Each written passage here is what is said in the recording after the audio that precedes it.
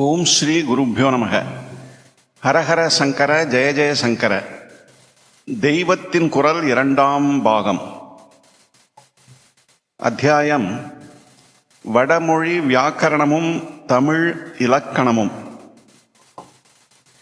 இலக்கணம் என்ற தமிழ் வார்த்தை லக்ஷணம் என்பதிலிருந்து வந்த மாதிரியே இலக்கண சம்பந்தமான வேறு பல வார்த்தைகளும் சம்ஸ்கிருத வியாக்கரணத்தில் உள்ளதை அனுசரித்தே தமிழில் உண்டாகி இருக்கிறது.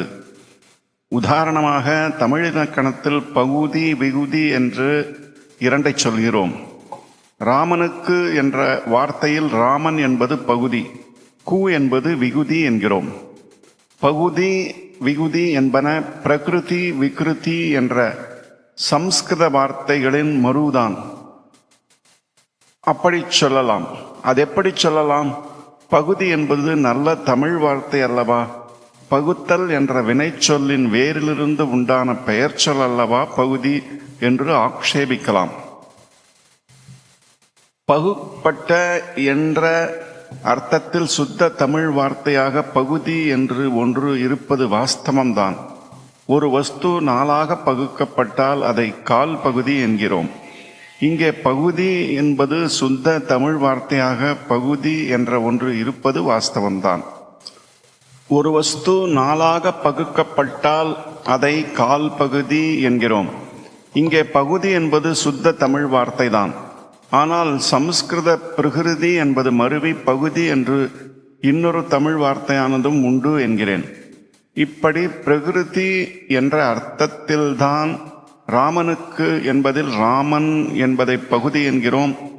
சமஸ்கிருத வியாக்கரணப்படி ராமன் பிரகிருதிக்கு விகிருதி, ராமன் பிரகிருதி கு விகிருதி. இந்த விகிருதியே விகுதி என்றாயிற்று. பகுதி விஷயமாக தமிழ் தாதுவிலிருந்தே வந்ததோ என்று சந்தேகம் ஏற்படுவது போல் விகுதியின் விஷயத்தில் சந்தேகமே இல்லை. பகுத்தல் என்பது போல் விகுத்தல் என்று தமிழ் வேர்ச்சொல் இருப்பதாக யாரும் சொல்ல முடியாது. விகிருதிதான் விகுதி என்பதாலேயே பிரகிருதிதான் பகுதி என்று நிச்சயமாக தெரிகிறது. விகிருதியை பிரத்யயம் என்றும் சொல்வார்கள். ஒரே பிரகிருதிக்கு பல அர்த்தங்களை உண்டாக்குவது பிரத்யயம்தான். ராமனை அடித்தேன் என்றபோது ஐ என்ற பிரத்யயம் ராமன் என்ற பிரகிருதியை அடி வாங்கினதாக பண்ணுகிறது. ராமனால் அடிக்கப்பட்டேன் என்றால் அதே ராமன் என்ற பிரகிருதி ஆள் என்ற பிரத்யயத்தால் அடிக்கிறவனாகவும் ஆகிறான். தமிழை விட சமஸ்கிருதத்துக்கு உயர்வு தருவதற்காக இதையெல்லாம் நான் சொல்லவில்லை.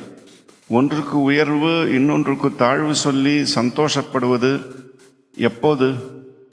ஒன்றுதான் நம்முடையது, மற்றது பிரத்யானுடையது என்று நினைக்கும் போதுதான். ரேஸ் வித்தியாசங்களை நிஜம் என்று நினைத்து இதில் ஒன்றை நம்மை சேர்ந்தது என்றால்தான் இதை உயர்த்தி சொல்லி இன்னொன்றை மட்டம் தட்டுவதில் ஆசை உண்டாகும். இந்த ரேஸ் வித்தியாசமே தப்பு. இரண்டும் ஒன்றுதான். ஒரே இனத்திலேயே ஒரே கலாச்சாரத்திலேயே வெவ்வேறு பாஷைகள் மட்டும் ஏற்பட்டன என்னும்போது உயர்த்துவது தாழ்த்துவது என்பதற்கு இடம் ஏது? ஆகையால் யதார்த்தத்தை யதார்த்தமாக ஃபேக்டாக சொல்கிறேனே ஒழிய ஒன்றுக்கு வசத்தி சொல்லி இன்னொன்றுக்கு மட்டம் தட்டுவதற்காக சொல்லவில்லை. இத்துடன் இந்த அத்தியாயம் நிறைவு பெறுகிறது. ஓம் சாந்தி சாந்தி சாந்தி.